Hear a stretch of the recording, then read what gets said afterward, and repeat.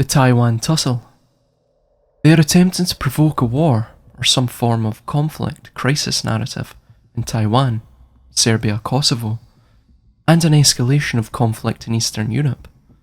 There are three outcomes of this. This may go live and be a kinetic war, be merely an endless distraction until individuals succumb to the needlecraft, or be the engendering of the perpetual war doctrine between Eurasia and the West.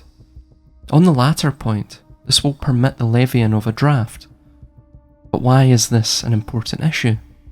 Of course, with every military, primarily in the West, now having as a requirement needlecrafting, and it is clear that the legal weight back in a draft order would ensure a more pronounced uptick of needlecrafting throughout the populace.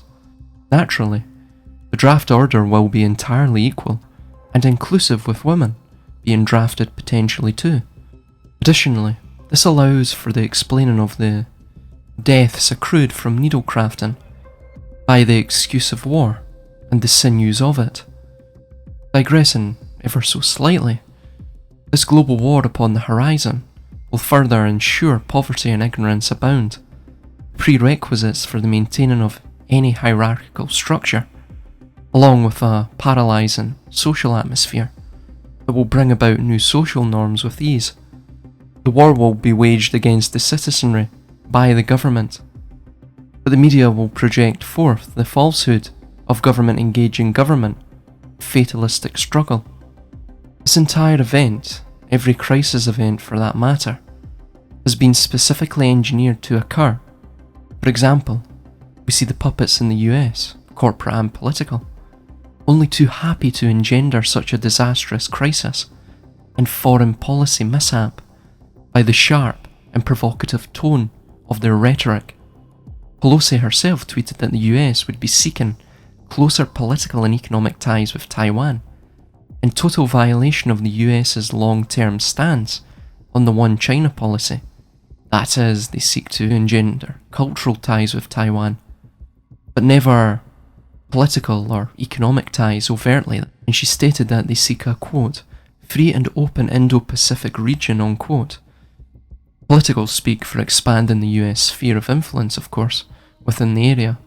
Naturally, Pelosi herself, the bludgeoningly drunk puppet she is, finds financial benefit in provoking China this way, or she is going along with it, under the orders of her special interest paymasters.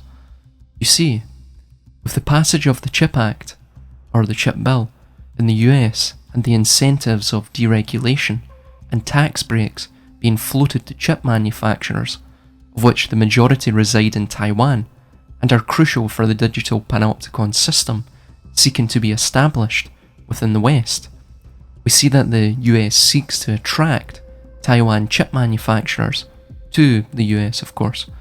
These chip manufacturers and some other tech industry manufacturing are publicly traded, and we find that Pelosi's husband owns a great deal of stock in these said manufacturing companies.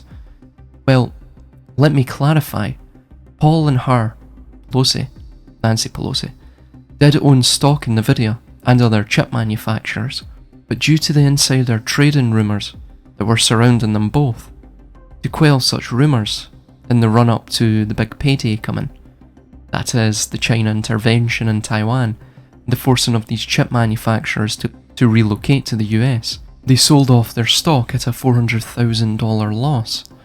In the background, they have begun quietly buying up call or buy options set to expire in September and most in October. That is equivalent to the maturation date.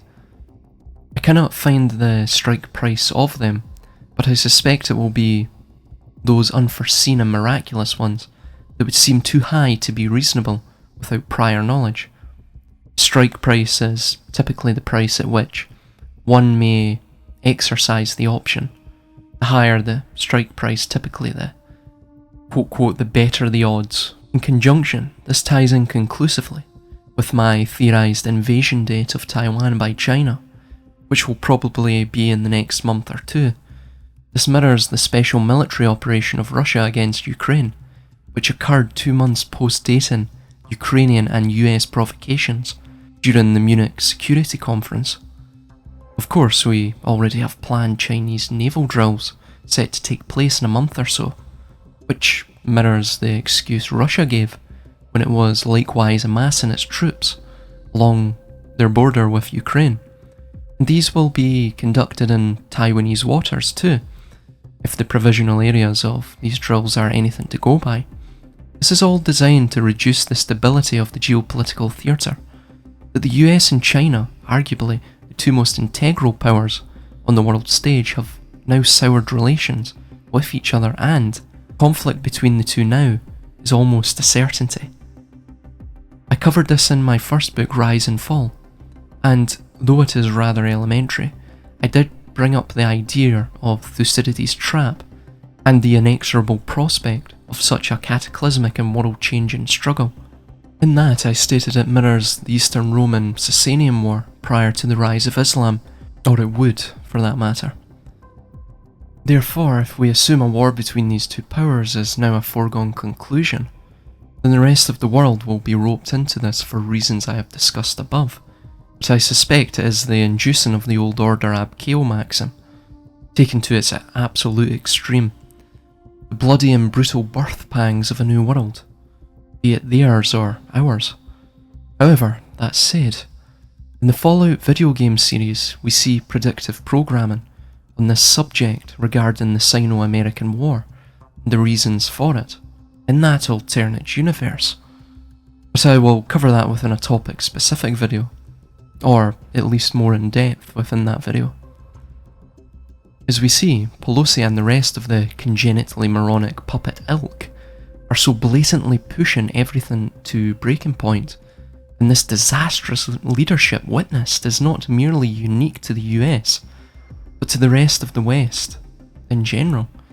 It is clear now, and goes beyond the book I had written on the subject in 2020, the West is at breaking point, and the entire world will soon be set aflame by occult arsonists hell-bent on reshaping a prophesized phoenix from all of our collective ashes. They have declared a secretive war against us that is becoming more visible by the day. They seek our ruination while treasonously breaking their oath, day after day after day, without any accountability. Worryingly, I see an almost unbelievable amount of pro-war tribalism from the US citizenry on social media regarding this, but with the Chinese history as it is, and the Chinese people are about as feverish for war as their Western counterparts. Even the CCP are repeating rhetoric that they used against the Soviets just prior to their border clashes in the late 70s, if I recall correctly.